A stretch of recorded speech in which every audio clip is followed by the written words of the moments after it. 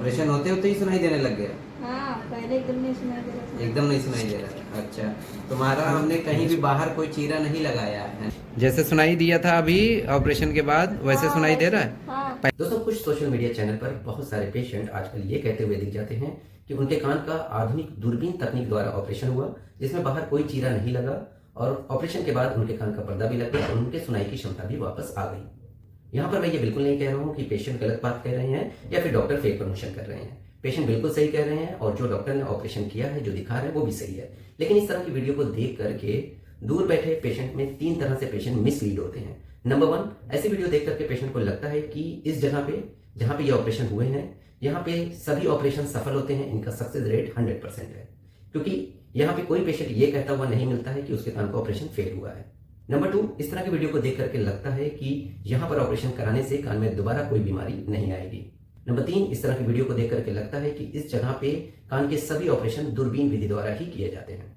तो इन्हीं 3 पॉइंट को इस वीडियो में मैं थोड़ा एक्सप्लेन करना चाहूंगा। दोस्तों, जो दुनिया के या इंडिया के टॉप ईएनटी सर्जन हैं, उनमें से कोई एक भी ये क्लेम नहीं करता है कि उसका सक्सेस रेट 100% है, यानी उसने जितने भी ऑपरेशन किए हैं वो सभी सफल हुए हैं। ये कोई भी डॉक्टर क्लेम नहीं करता है। तो कुछ ना कुछ फेलियर रेट सभी डॉक्टर्स के होते हैं, कम या ज्यादा। जो बहुत अच्छे डॉक्टर्स हैं उनके फेलियर रेट कम है और जो एवरेज ईएनटी सर्जन हैं उनके फेलियर रेट ज्यादा हो सकते हैं। तो इन वीडियोस में देख करके ऐसा क्यों लगता है कि यहाँ पे सारे ऑपरेशन सफल हो रहे हैं? तो इसको समझने के लिए मान लेते हैं कि मैं एक एवरेज ईएनटी सर्जन हूं। मैंने 100 केस ऑपरेट किए, जिसमें से मेरे 70 केसेस सफल रहे और 30 केसेस में फेलियर हो गया। अब ऐसे में अगर मैंने अपने 100 केसेस का रिकॉर्डिंग किया, जिसमें से जो सफल केसेस रहे उनकी रिकॉर्डिंग को अलग करके सोशल मीडिया पे डाल दूं और जो फेलियर केसेस हैं उन्हें अलग कर दूं, तो ऐसे में सोशल मीडिया पे देखने वालों को लगेगा कि मेरे सारे केसेस सफल हुए हैं। अब जो केसेस असफल हुए हैं वो पेशेंट क्या कर सकता है? कुछ भी नहीं, क्योंकि जब हम कंसेंट साइन कराते हैं ऑपरेशन के टाइम पे तो हम पेशेंट को बताते हैं कि किसी चीज की कोई गारंटी नहीं है। तो वो पेशेंट कुछ नहीं कर सकता। वो पेशेंट ना ही सोशल मीडिया पे कोई चैनल बना करके सिर्फ इसलिए कि उसे ये बताना है कि फला जगह पे उसने ऑपरेशन कराया और उसका सफल नहीं हुआ, तो इसके लिए कोई पेशेंट कोई चैनल बना करके बोलने नहीं जा रहा है। और अगर वो बना के बोलेगा भी तो उसके चैनल को कितने लोग देखेंगे? वो पेशेंट ज्यादा से ज्यादा हमारी वीडियो के नीचे ये कमेंट करके कह सकता है कि उसका असफल रहा। ऐसे में एज ए डॉक्टर मैं अपने चैनल से उसके कमेंट को डिलीट कर दूंगा। तो कमेंट में भी आपको ऐसा कहीं कुछ नहीं दिखाई देगा कि किसी का ऑपरेशन फेल हुआ हो। तो ये मैं आपको पूरी पिक्चर दिखाने की कोशिश कर रहा हूँ। ऐसा जरूरी नहीं है, मैं ये नहीं कह रहा कि ये जो चैनल्स हैं वो यही कर रहे होंगे, लेकिन हाँ, अगर उनका कोई भी फेल्योर रेट या फेल्योर केस सोशल मीडिया पे नहीं दिख रहा है, जबकि ये मुमकिन ही नहीं है कि कोई केस फेल ना हो, तो ऐसे में उन फेल्योर केसेस को कट करने का यही तरीका हो सकता है। अब बात करते हैं कि क्या इन जगहों से ऑपरेशन कराने के बाद दोबारा से आपके कान में कोई परेशानी नहीं आएगी? तो दोस्तों, अधिकतर लोगों के कान में जन्म से कोई बीमारी नहीं रहती है। जो अल्लाह या भगवान ने आपको पर्दा लगा के दिया है वो नॉर्मल और हेल्दी होता है। जब उसमें कोई बीमारी आती है तो डॉक्टर उसे सिर्फ रिपेयर करता है। तो जब अल्लाह का या भगवान का लगाया हुआ नॉर्मल पर्दा खराब हो सकता है, तो डॉक्टर का रिपेयर किया हुआ पर्दा दोबारा से खराब क्यों नहीं हो सकता है? इसको ऐसे समझें कि अगर किसी के गॉल ब्लैडर में यानी पित्त की थैली में कोई पथरी है और उस पथरी को ऑपरेशन करके डॉक्टर निकाल दें और पित्त की थैली को पेट में छोड़ दें, तो दोबारा से भी पित्त की थैली में पथरी आ सकती है, जिस तरह से पहली बार आई थी।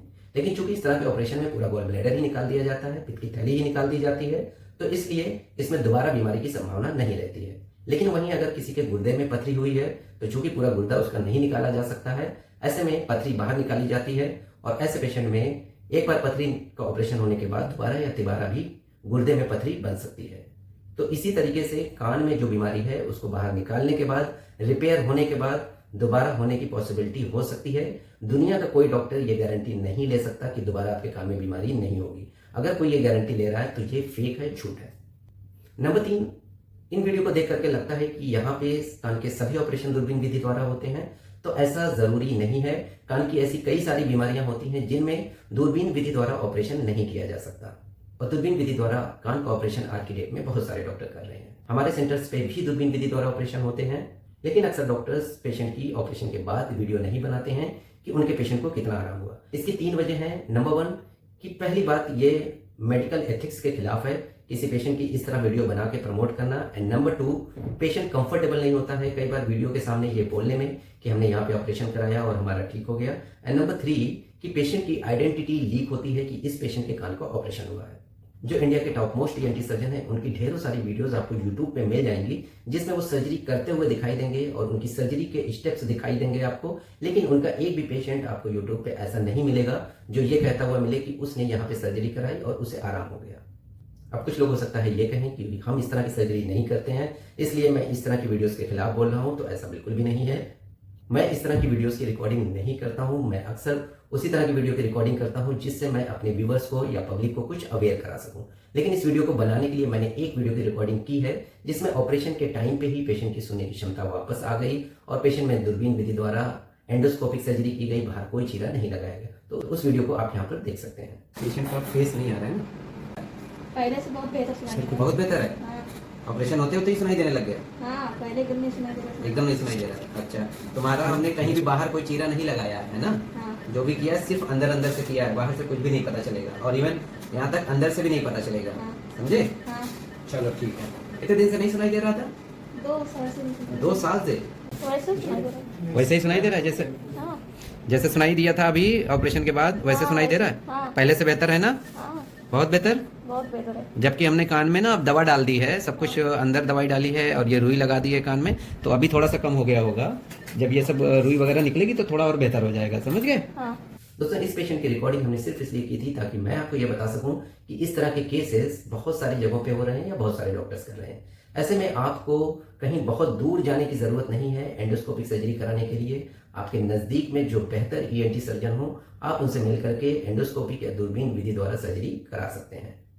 बाकी आपकी मर्जी है, अगर आपको बहुत दूर जो डॉक्टर पसंद आ रहे हैं वहां भी जाकर के आप सर्जरी कराएं, ये आपकी मर्जी है। मैं बस आपको ये बताना चाहता था कि सोशल मीडिया पे जो चीजें जैसी दिखती हैं वो बिल्कुल वैसी ही नहीं होती हैं। तो आज के लिए इतना ही, मिलते हैं नेक्स्ट वीडियो में एक और टॉपिक के साथ। Thank you.